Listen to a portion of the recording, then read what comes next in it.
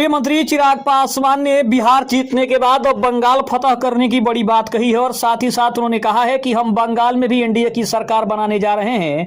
मुख्यमंत्री राज्यपाल से मिले चिराग पासवान बोले, बंगाल असम जीतने में विपक्ष करेगी मदद। सेल्फ गोल में एक्सपर्ट लोगों के आधार पर चिराग पासवान ने अपने आप को रखा है कि उनका जो कहना है वो आने वाले समय में सही होने वाला है, क्योंकि उन्होंने बिहार जीतने की भी बात कही थी और अब उन्होंने बंगाल के बाद असम जीतने की भी बात कही है। नमस्कार, मैं हूं संजीव और आप देख रहे हैं आप तक न्यूज। अगर आप हमारे चैनल पर नए हैं तो चैनल को जरूर सब्सक्राइब कर लें। लोजपा रामविलास के राष्ट्रीय अध्यक्ष और केंद्रीय मंत्री चिराग पासवान नए साल के बाद पहली बार पटना पहुंचे हैं। चिराग पासवान ने रविवार को सुबह मुख्यमंत्री नीतीश कुमार से मुलाकात की। चिराग पासवान ने सीएम नीतीश कुमार को 9 वर्ष की बधाई दी।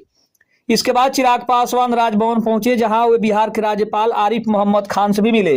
इस दौरान उनके साथ लोजपा रामविलास के प्रदेश अध्यक्ष राजू तिवारी सहित बिहार सरकार में मंत्री संजय पासवान भी मौजूद रहे। इस मौके पर चिराग ने बिहार की जनता को नए वर्ष की शुभकामनाएं दी और कहा कि यह साल ज्यादा खुशहाली लेकर आए। चिराग ने बताया कि बिहार में जीत के बाद अब आभार यात्रा पर निकलेंगे।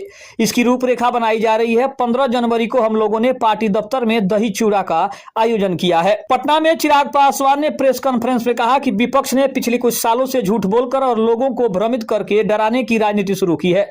विपक्ष ने जनता के बीच एक डर और भय का माहौल पैदा करने का काम किया है। सीएए जैसे कानून को नागरिकता छीनने वाला कानून बताया। उन्होंने भ्रम फैलाया कि मुसलमानों को नागरिकता नहीं दी जाएगी, उनकी नागरिकता छीन ली जाएगी। एसआईआर जैसे विषय का भी विरोध किया। वोट चोरी की भी बड़ी बात कही। चिराग ने आगे कहा कि राहुल गांधी ने 15 दिन तक लोगों के बीच में जाकर माहौल खराब किया। जो प्रक्रिया है उसके तहत विरोध नहीं किया। आम जनता के बीच भ्रम फैलाया गया, लेकिन बिहार की जनता ने एक तरफा फैसला लेकर इनको दिखाया है कि सही क्या है और गलत क्या है। इसके अलावा मनरेगा को लेकर कांग्रेस ने बड़े बड़े दावे करके हमारे देश के लोगों को मिट्टी खोदने के काम में लगाया। मनरेगा सिर्फ भ्रष्टाचार का अड्डा बनकर रह गया था। गलत तरीके से बिचौलिए पैसे ले जाते थे। इस व्यवस्था का फायदा किसी गरीब को नहीं मिलता था, लेकिन जो व्यवस्था से जुड़े थे उन लोगों ने बड़े बड़े बंगले बना लिए। यह उनकी सोच और भ्रष्टाचार की योजना थी। जब उन लूप होल को हम लोगों ने कसने का काम किया तो उन्हें तिलमिलाहट हो रही है। इसके अलावा अगर बात करें तो चिराग पासवान ने कहा कि कांग्रेस को हमेशा से राम नाम से ऐतराज है। विभाजी राम जी योजना को लेकर चिराग ने कहा कि ये लोग बापू के नाम पर राजनीति कर रहे हैं। बापू के नाम को हटाने का कोई सोच भी नहीं सकता है। कांग्रेस को हमेशा से राम नाम से ऐतराज रहा है। ये सीधा सीधा नहीं कह सकते हैं कि इनको राम नाम से परेशानी है, इसलिए बापू का नाम इस्तेमाल कर रहे हैं। बापू के सबसे प्यारे नाम में से एक राम का नाम था। चिराग ने कहा कि विपक्ष ने एक और भ्रम फैलाया कि अब स्टेट के ऊपर ज्यादा भाड़ा पड़ेगा। किसको चिंता हो रही है? कितने राज्यों में आपकी सरकार है? केंद्र से फायदा लेना होगा तो संघीय ढांचा रटते नहीं थकते हैं ये लोग। मनरेगा में स्टेट ने कभी इस ओनरशिप को समझा ही नहीं। जब अब जिम्मेदारी बांटी जाएगी तो राज्य का योगदान होगा। भारत को सशक्त करने के सोच के साथ जो बदलाव किए गए हैं उसका फायदा जरूर होगा। इस योजना से इंफ्रास्ट्रक्चर का निर्माण किया जाएगा। ये लोग मेरिट पर डिस्कस नहीं कर रहे हैं, लेकिन देश भर में जी राम जी बिल को लेकर प्रदर्शन कर रहे हैं। हकीकत में यह कांग्रेस के भ्रष्टाचार पर प्रधानमंत्री का सीधा प्रहार है, इसीलिए ये लोग विरोध कर रहे हैं। ऐसा ही लोगों ने सीएए के समय किया था। घुसपैठियों को बाहर निकाला जाएगा। देश के किसी नागरिक के ऊपर कोई भी आंच नहीं आने दी जाएगी।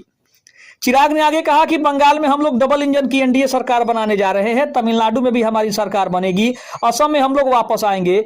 लोजपा रामविलास भी इन सभी राज्यों में अपनी भूमिका निभाने को तैयार है। बंगाल और असम दोनों राज्यों में कितनी सीटों पर हम लोग चुनाव लड़ेंगे, इसके लिए अभी देख रहे हैं हम लोगों की मजबूत स्थिति कैसी है। हम 1.5 महीने बाद बताने की स्थिति में रहेंगे कि कितनी सीटों पर हम चुनाव लड़ने वाले हैं। उन्होंने कहा कि मैं रिपोर्ट पर नहीं परफॉर्मेंस पर विश्वास रखता हूं। दिसंबर के आखिरी हफ्ते में इसकी रिपोर्ट हमने मांगी है। पता नहीं कौन सी रिपोर्ट के आधार पर यह बात कही जा रही है। जब वित्तीय वर्ष की समाप्ति के बाद भी यदि सांसद फंड अनयूज रह जाता है तब ये सवाल पूछे कि आपके सांसद ने फंड का इस्तेमाल नहीं किया। अभी पूछना काफी जल्दीबाजी होगी। नेता प्रतिपक्ष सदन से गायब रहते हैं। सत्र चलने के दौरान भी आप गायब रहते हैं। मीडिया से संवाद नहीं करते। अब राजद इस स्तर पर पहुंच गई है, आने वाले दिनों में इनका नाम और निशान हमेशा के लिए मिट जाएगा। ये कहना है केंद्रीय मंत्री चिराग पासवान का। खबर कैसी लगी कमेंट में जरूर बताइएगा। तब तक के लिए धन्यवाद। जय हिंद, जय भारत।